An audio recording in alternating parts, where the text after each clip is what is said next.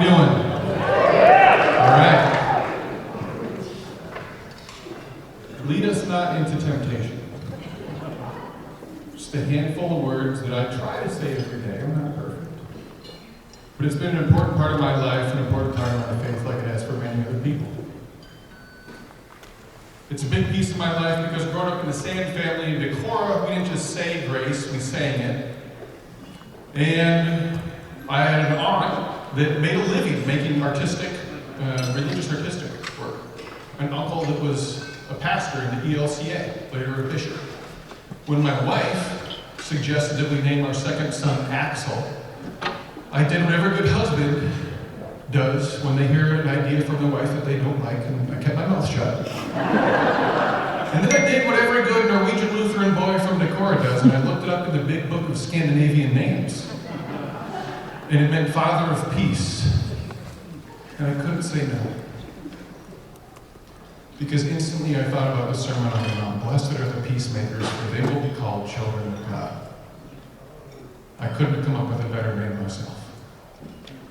And so when I've been your state auditor since 2019, I've worked so hard to do right by this state. One of the first decisions I made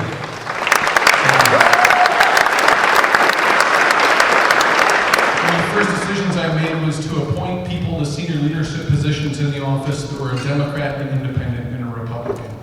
2 of the 3 of them had made campaign contributions to my opponent in the campaign that had just ended. Why would I do that? That's crazy. But I think we're supposed to turn the other cheek. Something about that.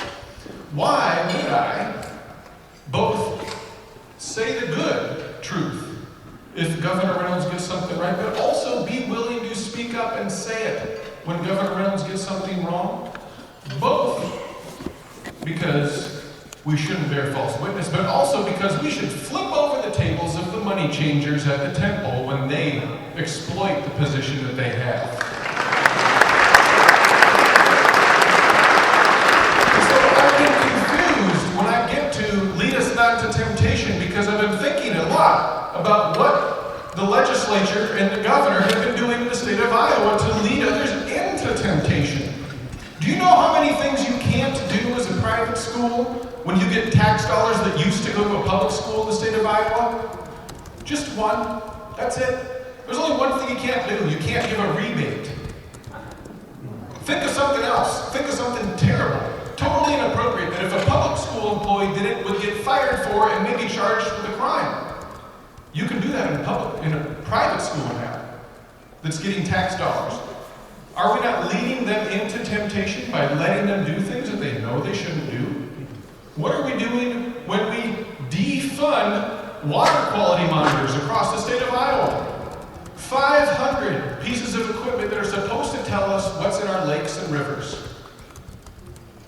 Are we not leading people into temptation, telling them, well, it doesn't matter what's in there, we're not going to find out? This one's a little personal. What are we doing when we literally create 8 categories of documents that state agencies now are no longer supposed to provide to the state auditor? What's the message that we are sending to the people who handle your tax dollars? Waste, fraud, and abuse are okay in these 8 categories. Don't worry. The auditor can't find it if you steal this money over here. Don't worry if you have a hard job and you see some waste and fixing the waste is going to be complicated. Just let it go because they're not going to find out about it. Right? Over and over and over again, we are seeing these examples of where the legislature and the governor, as a Republican trifecta, are leading people into temptation in the state of Iowa, tempting them to abuse our tax dollars and tempting them to abuse our rights, our fundamental rights. Right? Let's not forget the AEAs. My mom's career was as a physical therapist in Northeast Iowa, doing the Lord's work, healing with her hands. She did home visits, she worked in schools, she drove all across Northeast Iowa, and she would come home and she would say, my kid learned to walk today. And she said it with the same pride as she would have said it when it was my sister or I growing up. How dare they take away our ability to care for each other through that program and through that work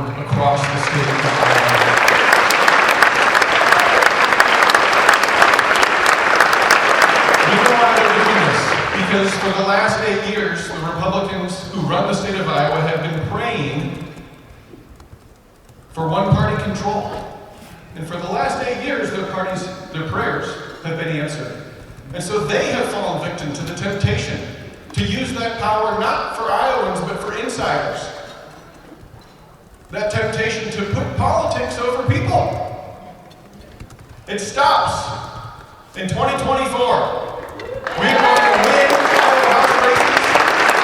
We are going to flip congressional seats. And then we are going to move on and continue to build the power of the Democratic Party in the state of Iowa so that we can restore checks and balances and make sure that we have transparency, accountability, and justice rising in the state of Iowa like a